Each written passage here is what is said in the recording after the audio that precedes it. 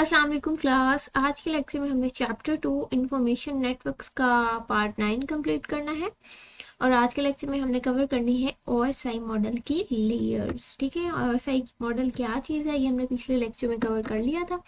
आज के लेक्चर में हमने इसके लेयर्स को डिस्कस करना है कि हर लेयर का क्या फंक्शन है, क्या क्या रिस्पॉन्सिबिलिटीज़ है। ठीक है, तो ये लेयर्स हमने पीछे भी डिस्कस कर ली थी। इनकी काउंटिंग ना डाउन से अपवर्ड स्टार्ट होती है। ठीक है, ये लेयर 1 है, ये लेयर 2 है, नेटवर्क थर्ड लेयर है, ट्रांसपोर्ट आती है, सेशन आती है, फिर प्रेजेंटेशन और देन एप्लीकेशन जो है वो 7th लेयर है। ठीक है, ये हमने पार्टीशन पढ़ ली थी। अपर 3 जो लेयर्स हैं ये अपर पार्ट बनाती हैं ओएसआई मॉडल का, और जो फर्स्ट 3 लेयर्स हैं ये लोअर पार्ट बनाती हैं, और जो ट्रांसपोर्ट लेयर है ये ब्रिज के तौर पर एक्ट करता है इन दोनों लेयर्स के दरमियान, और इसको हम हार्ट ऑफ नेटवर्क भी कहते हैं।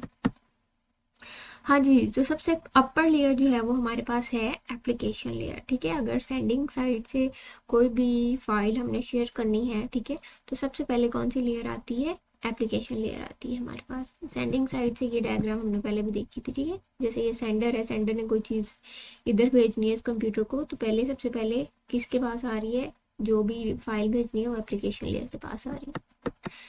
ठीक है, तो ये थी हमारे पास एप्लीकेशन लेयर को हम देखते हैं जी क्या करती है ये। It provide network services to the user application. ठीक है, यूजर एप्लीकेशन को क्या इसने प्रोवाइड करनी है? नेटवर्क सर्विसेज प्रोवाइड करनी है।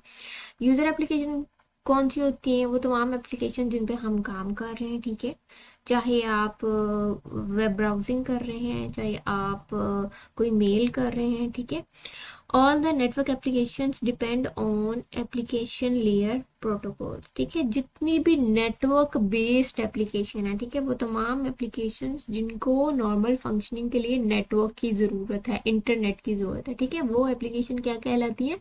Network applications. वो किस पे डिपेंड करती हैं? वो तमाम की तमाम जो एप्लीकेशन है वो डिपेंड करती हैं एप्लीकेशन लेयर पे, जो प्रोटोकॉल्स मौजूद होते हैं ना उन पे डिपेंड करती हैं नॉर्मल फंक्शनिंग के लिए।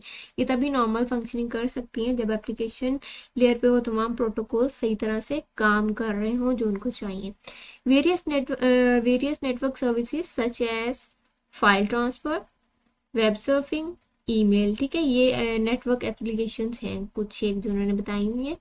फाइल ट्रांसफर भी एक नेटवर्क एप्लीकेशन है। वेब सर्फिंग, ठीक है, जो आप गूगल क्रोम खोल के डिफरेंट चीज़ें सर्च कर रहे होते हैं उसको हम कहते हैं वेब सर्फिंग। ठीक है, और ईमेल वगैरह सेंड कर रहे हैं तो ये किस में आती है? नेटवर्क एप्लीकेशन में आती है। Web browser and internet connected applications like Skype और Outlook use application layer protocol. यहाँ पे ना ये उन्होंने एग्जांपल बताई हुई है। ठीक है, वेब ब्राउजर की अगर आपने एग्जांपल लेनी है तो इसके लिए आप गूगल क्रोम ले सकते हैं। ठीक है, ये आपका वेब ब्राउजर है। इसके अलावा मोजिला ले सकते हैं। ठीक है, इस तरह डिफरेंट जो भी ब्राउजर्स हैं वो वेब ब्राउजर की कैटेगरी में आ जाते हैं जिन्हें आप सर्च करने के लिए यूज़ करते हैं। ठीक है, उसके अलावा और इंटरनेट कनेक्टेड कौन सी एप्लीकेशन है? स्काइप है, अगर आपने कोई वीडियो कॉल करनी है, कोई फाइल सेंड करनी है। ठीक है, तो स्काइप भी वेब बेस्ड एक एप्लीकेशन है, इंटरनेट बेस्ड एक एप्लीकेशन है। ठीक है, आउटलुक मेल अगर आपने करनी है। ठीक है, आउटलुक हो गया, याहू हो गया, जीमेल हो गया, आपने मेल के थ्रू किसी को कोई मैसेज कन्वे करना है, कोई फाइल भेजनी है। ठीक है, तो ये भी एक नेटवर्क बेस्ड एप्लीकेशन है। तो ये जो डिफरेंट तरह की एप्लीकेशन है ये क्या यूज़ करती हैं? एप्लीकेशन लेयर पे जो प्रोटोकॉल्स हैं मौजूद उनको यूज़ करते हैं। अब किस किस तरह के प्रोटोकॉल्स होते हैं जी एप्लीकेशन लेयर पे, वो हमने नीचे बताया हुआ है। FTP file transfer protocol. FTP जी है हमारे पास फाइल ट्रांसफर प्रोटोकॉल। ठीक है, जब भी आप ओवर द इंटरनेट फाइल्स वगैरह शेयर करते हैं ना या ट्रांसफ़र करते हैं एक कंप्यूटर से दूसरे कंप्यूटर में, या दो लैपटॉप्स के दरमियान या दो फ़ोन्स के दरमियान, तो उसमें जो हेल्प करता है प्रोटोकॉल या जो प्रोटोकॉल यूज़ होता है वो है आपका फाइल ट्रांसफ़र प्रोटोकॉल। ठीक है, नेक्स्ट है हमारे पास HTTP एंड HTTPS। ये जो दोनों प्रोटोकॉल्स हैं ये यूज़ होते हैं वेब ब्राउजिंग में। ठीक है, जब आप क्रोम खोल के या मोजिला खोल के कोई भी चीज़ सर्च करते हैं, कोई वेबसाइट सर्च करते हैं, तो आपने देखा होगा उसके एड्रेस के साथ HTTP या HTTPS पहले लिखा होता है, फिर आता है / डबल आती है, फिर www डॉट आगे उसका नाम जो भी है वो आ रहा होता है। ठीक है, तो ये जो है वो ये प्रोटोकॉल दोनों यूज़ होते हैं आपकी वेब सर्फिंग के लिए। ठीक है, hyper text transfer protocol abbreviation है ये है HTTP का। ठीक है, और HTTPS stand for hyper text transfer protocol secure. ठीक है, ये दोनों वेब सर्फिंग के लिए यूज होते हैं। डिफरेंस इन दोनों का ये है कि जो HTTP है ये थोड़ी अनसिक्योर साइट्स को भी खोल देगा। ठीक है, और ये वाला जो है प्रोटोकॉल ये वहाँ उन साइट्स पे यूज हो रहा था जो बहुत ज्यादा सिक्योर हो। ठीक है, अक्सर साइट्स पे लिखा आता है सिक्योर और अक्सर पे लिखा हो रहा था नॉट सिक्योर। ठीक है, तो जो सिक्योर है वहाँ पे ये वाला प्रोटोकॉल यूज हो रहा था, जो बाकी नॉर्मल है उन पे ये प्रोटोकॉल यूज होता है। नेक्स्ट है हमारे पास SMTP stand for simple mail transfer protocol. ठीक है, जब आप ईमेल वगैरह सेंड करते हैं तो वहाँ पे आपका ये प्रोटोकॉल यूज होता है। ठीक है, यहाँ पे ये बताया हुआ थोड़ा सा डायग्राम में कि एप्लीकेशन लेयर आपको जो सेंडर कंप्यूटर से डाटा लेके किसको पास करती है, प्रेजेंटेशन लेयर को, और रिसीविंग साइड पे प्रेजेंटेशन लेयर से डाटा पास होता है एप्लीकेशन लेयर की तरफ। ठीक है, तो ये थे फंक्शन एप्लीकेशन लेयर के। नेक्स्ट है हमारे पास प्रेजेंटेशन लेयर। प्रेजेंटेशन लेयर की क्या क्या रिस्पॉन्सिबिलिटीज है, सबसे पहले देख लेते हैं।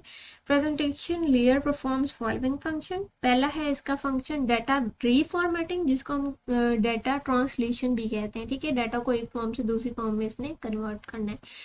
सेकेंड है डाटा कंप्रेशन। थर्ड है इंक्रिप्शन या डिक्रिप्शन। ठीक है, एप्लीकेशन लेयर से हमारे पास अगली लेयर है। ठीक है, प्रेजेंटेशन लेयर की बात आती है सेशन, और अगर हम रिसीविंग साइड पे जाएं तो सेशन लेयर से डाटा पास होगा प्रेजेंटेशन की तरफ। ठीक है, अच्छा जी, अब यहाँ पे क्या काम होता है, डाटा सबसे पहला है डाटा रिफॉर्मेटिंग या डाटा ट्रांसलेशन। डाटा ट्रांसलेशन में क्या काम हो रहा होता है, जो भी हमारा टेक्स्ट होता है या डाटा होता है उसको कन्वर्ट किया जाता है बाइनरी फॉर्म में या ASCII कोड में। ठीक है, क्योंकि हमारा कंप्यूटर कौन सी लैंग्वेज को अंडरस्टैंड करता है, बाइनरी लैंग्वेज को। ठीक है, तो हम जो कीबोर्ड से A B C plus minus different letters press कर रहे होते हैं, हमारे कंप्यूटर को नहीं पता वो क्या है। ठीक है, उसके बैक एंड पे क्या जाके सेव हो रहा होता है, ASCII कैरेक्टर्स जाके सेव हो रहे हैं। जैसे आप कैपिटल A अगर कीबोर्ड से प्रेस